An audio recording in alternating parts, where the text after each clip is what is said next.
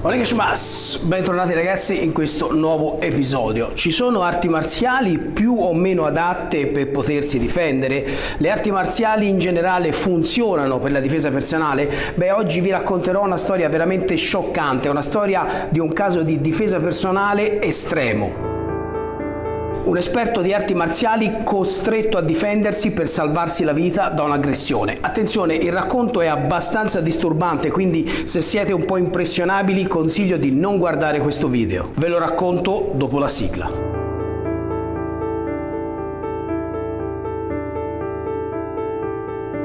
Ragazzi, oggi sono qui per raccontarvi un fatto veramente scioccante, reale, che ho già raccontato sul canale, ma ho deciso di tornare su questa terribile vicenda, naturalmente per raccontarlo a chi si è perso quel video e anche per altri vari motivi. Il primo è che il video che ho pubblicato diversi anni fa non era un video ben realizzato, il canale era agli inizi della sua vita e io, non avendo ancora i mezzi per fare filmati con audio e video di qualità, avevo confezionato un filmato che non era molto di qualità, appunto. Il secondo motivo è che sono riuscito ad avere qualche informazione in più su questa vicenda e non solo. Nel corso di questo video avrò anche una persona da intervistare per cercare di capire meglio cosa è successo in questa vicenda.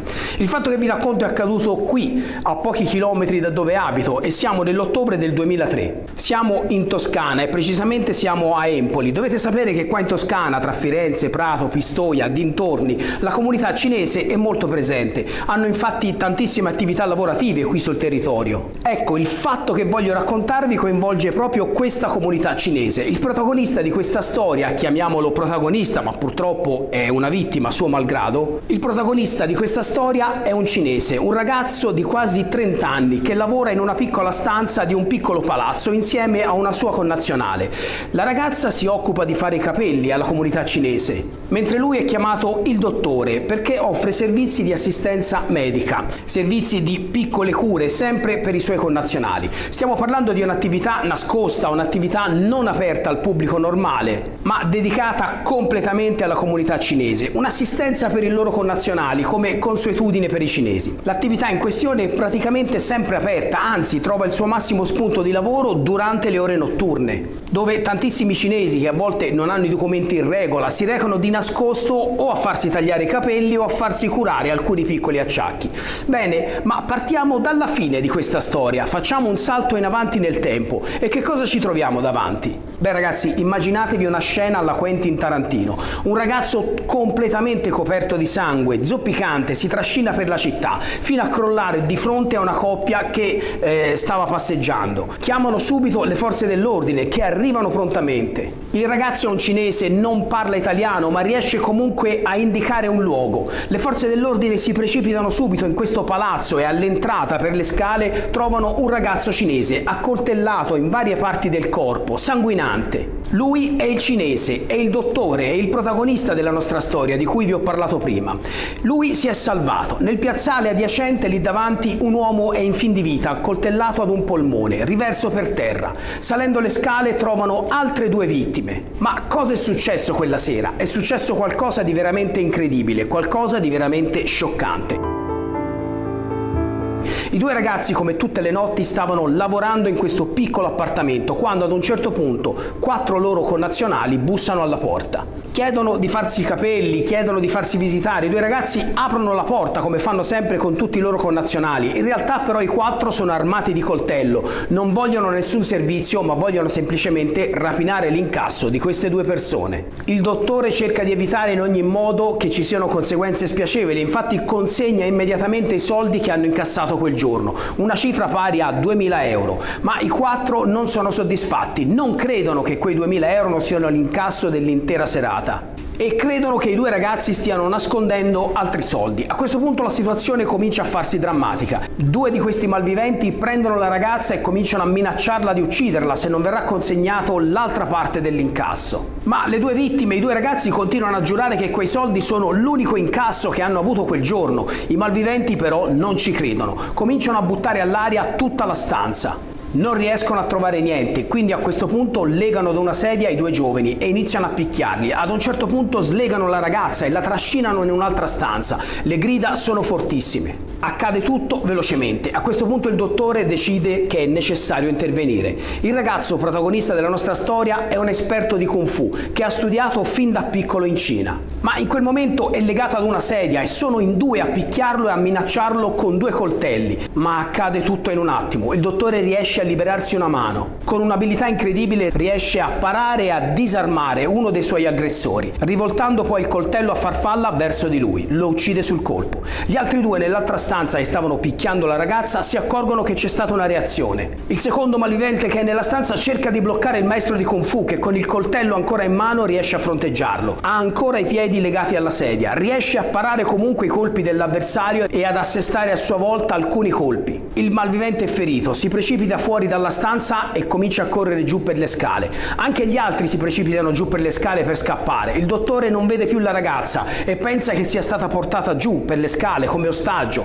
quindi si lancia anche lui giù per le scale. Nonostante sia già stato ferito, raggiunge velocemente quello che aveva già ferito al piano di sopra e che era rallentato a causa appunto delle sue ferite. Lo raggiunge e lo finisce con altre 2 coltellate ben assestate. Lo uccide così per le scale. Riesce a raggiungere anche gli altri 2 prima che riescano a uscire dal palazzo. Un malvivente si ferma, cerca di fronteggiarlo, ma il dottore riesce a ferirlo gravemente ad un polmone. Riesce a ferire anche il quarto uomo, che però correndo riesce a abbandonare la zona. Il dottore, sanguinante dalle numerose ferite ricevute dagli scontri aveva già effettuato al piano di sopra, si accascia vicino alle scale, mentre i suoi avversari appunto cercheranno di fuggire. Uno ci riuscirà, ma uno di loro riuscirà a fare solo pochi passi prima di cadere svenuto nel piazzale, colpito gravemente ad un polmone. Morirà dopo poche ore in ospedale. Intanto il quarto uomo, completamente coperto di sangue e ferito, l'unico che si salverà da questa furia, anch'esso ferito, riesce a scappare per la città dove appunto incontra questa giovane coppia.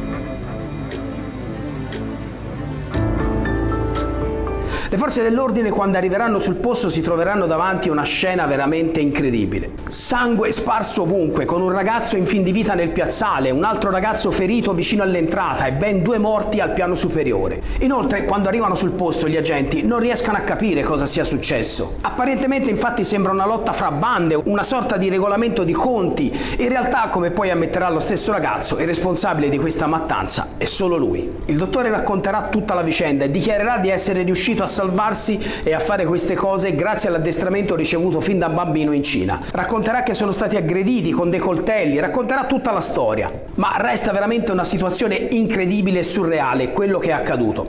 Prima di tutto per l'estrema violenza con la quale si è conclusa. Fa poi riflettere il fatto che gli investigatori in seguito non abbiano voluto precisare l'attività del giovane, limitandosi a dire che egli svolgeva in Cina un lavoro particolare. E forse questa la chiave del giallo? Da questa vicenda capiamo come l'istinto della sopravvivenza ha fatto diventare un giovane uomo esperto di un'arte di combattimento una vera e propria macchina da guerra. A questo punto vorrei fare qualche domanda ad una persona che ho invitato, che può aiutarci a capire qualcosa di più. Intanto vi dico che sono riuscito a scoprire che al ragazzo fu riconosciuta la legittima difesa e quindi non ha subito pesanti condanne. Dopodiché la storia è completamente scomparsa dalle pagine dei giornali. Oggi abbiamo con noi il maestro Michele Rubino, un maestro di Kung Fu al quale ho fatto alcune domande. Ciao, saluto e ringrazio il maestro Martuscelli, i suoi gentilissimi allievi e gli iscritti al canale Modern Samurai. Il maestro Rubino sa molte cose sulla comunità cinese. Oltre ad aver vissuto per molti anni in Cina, ha sposato una cinese, sua moglie è una cinese ed insegna Kung Fu alla comunità cinese. Quindi ho fatto alcune domande al maestro che ci ha risposto e adesso vi faccio sentire cosa ho chiesto e cosa il maestro ci ha risposto. Prima di tutto ringrazio il maestro Michele per il suo tempo e poi ecco le domande che volevo fargli. Che tipo di mestiere poteva fare in Cina questo ragazzo, visto che le dichiarazioni della stampa sono di un lavoro che svolgeva un lavoro particolare? Quale fosse la particolare attività svolta in Cina dal protagonista di questa tragica vicenda non è dato sapere, soprattutto per motivi di sicurezza relativi alla persona. Possiamo soltanto fare delle congetture, possiamo presupporre che fosse un militare oppure un membro delle forze dell'ordine. In Repubblica Popolare Cinese la durata del servizio di leva è di qualche anno, in media 3. L'addestramento dei militari è tra i più duri al mondo e da questo punto di vista è possibile reperire parecchio materiale informativo su internet. Naturalmente, prepararsi a una colluttazione è di capitale importanza per gli operatori delle forze dell'ordine. Personalmente in Cina ho degli amici che lavorano per la polizia e diversi di loro sono addestrati in qualche stile di Kung Fu. Che la persona di cui ci stiamo occupando in questo video fosse addestrata ad altissimo livello in qualche forma di combattimento è fuori di dubbio. Quale fosse l'arte marziale da lui praticata invece è davvero difficile da identificare. Fatto sta che la disavventura occorsa a questo sfortunato cinese mette in serio dubbio alcune certezze che abbiamo dato per assodate nell'ambiente marziale da qualche anno a questa parte. Prima di tutto che sia impossibile disarmare una persona fornita di coltello. Qui stiamo parlando di 4 aggressori e stiamo parlando di una reazione da parte dell'aggredito che era anche impossibilitato a muoversi. In seconda istanza, il luogo comune secondo il quale il Kung Fu sarebbe totalmente inefficace in un ambito reale, quello che è capitato e documentato dai verbali della polizia ed è stato notificato anche pubblicamente dai giornali, quindi si tratta di fatti accaduti realmente. È un dato di fatto che le arti marziali in Cina, almeno dalla metà del secolo scorso, abbiano modificato i loro obiettivi principali, diventando per lo più degli sport da competizione, degli sport spettacolo, come per esempio il Wushu moderno, che implica delle doti atletiche, delle doti acrobatiche non sicuramente alla portata di tutti.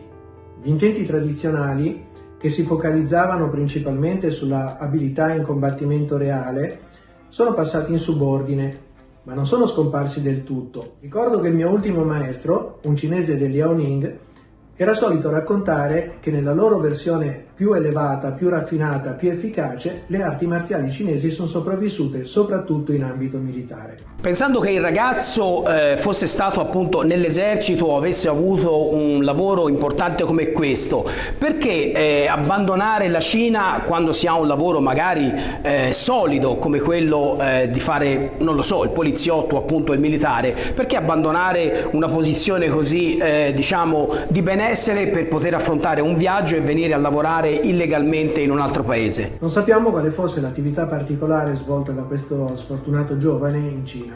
Trattandosi di un'attività che viene definita particolare, possiamo presupporre si trattasse di un impiego di un certo prestigio. Dobbiamo però ricordare che la Cina di quegli anni non era sicuramente la seconda potenza economica del mondo come oggi è. Era certamente una delle cosiddette 5 tigri, cioè una delle potenze economiche emergenti dell'Estremo Oriente. Un impiego, per quanto certo e prestigioso, non era sinonimo di sicurezza economica. Ancora oggi molti cinesi cercano la fortuna all'estero. Ciò è dovuto al fatto che i guadagni ottenuti esercitando anche attività molto umili possono risultare al cambio fino a 10 volte superiori a quelli garantiti da attività molto più prestigiose svolte in madrepatria. A tutto ciò si devono anche sommare le difficoltà create dalla corruzione che allora era molto diffusa ai vertici istituzionali. Corruzione che finì per esasperare la popolazione cinese. A molti è noto l'episodio della cosiddetta rivolta di piazza Tiananmen che si svolse nel 1989. A quei tempi parecchi cinesi erano disposti a correre dei rischi pur di trasferirsi all'estero e cambiare le loro sorti. E poi so che è una cosa abbastanza difficile, ma è possibile risalire a che tipo di arte marziale poteva praticare questo ragazzo? Non è un dettaglio di secondaria importanza il fatto che il protagonista della vicenda abbia dichiarato di aver appreso le arti marziali fin da bambino. Come specificato in precedenza, le arti marziali cinesi tradizionali non hanno del tutto perso la loro valenza originaria di arte da combattimento in senso stretto. Per apprendere le tecniche relative all'autotutela e anche tutto ciò che ne consegue, come per esempio il trattamento di alcuni punti specifici del corpo per ottenere degli effetti analgesici oppure per ottenere una sorta di antidoto a colpi che possono essere stati inferti a un avversario o a un compagno di pratica, è necessario rimanere per un periodo più o meno lungo a stretto contatto con il maestro, il che implica normalmente anche la convivenza con la famiglia del maestro. Gli allievi che hanno accesso agli insegnamenti più profondi di un maestro vengono selezionati dopo un periodo di reciproca conoscenza che dura all'incirca 3 anni. Questi allievi vengono designati con dei titoli tradizionali come Tizi, Menren o Tudi, che potrebbero essere tradotti come discepolo, depositario diretto del sistema. Bene, ringrazio il maestro Michele Rubino per averci risposto e per averci fatto capire sicuramente delle cose in più. Subito dopo l'evento anche i carabinieri più anziani riferiranno che dopo più di 20 anni di servizio non si erano mai imbattuti in una scena del genere. Ragazzi, non so fino a che punto l'istinto di sopravvivenza ha aiutato quest'uomo a uscire da questa situazione. Ci sono state tante altre occasioni dove dei mandanti della malavita cinese locale o qualche delinquente della malavita cinese si sono recati da alcuni connazionali, diciamo, per fargliela pagare, e vi garantisco, ragazzi, che non ci vanno leggeri. In questo caso abbiamo avuto ben 4 persone armate che sfruttano anche l'effetto sorpresa, riuscendo a entrare nell'appartamento, riescono a legare e a immobilizzare le loro vittime, però tutto questo non è servito a salvarli dalla furia di questa persona. Quindi ragazzi, è una storia veramente scioccante, come ho detto accaduta qui a pochi passi da dove abito, e che fa veramente riflettere su come la vita di una persona può essere messa in seria discussione in qualunque momento, e a volte solo la disperazione o la lucidità o il senso di sopravvivenza riuscirà a salvarci. Bene, il video ragazzi finisce qui, vi ricordo di iscrivervi al canale, condividete i miei video, lasciate like e lasciatemi un commento per facilitarmi il compito di portare avanti questo progetto, e io vi ringrazio di questo. Noi ci vediamo al prossimo episodio. Domo arigato!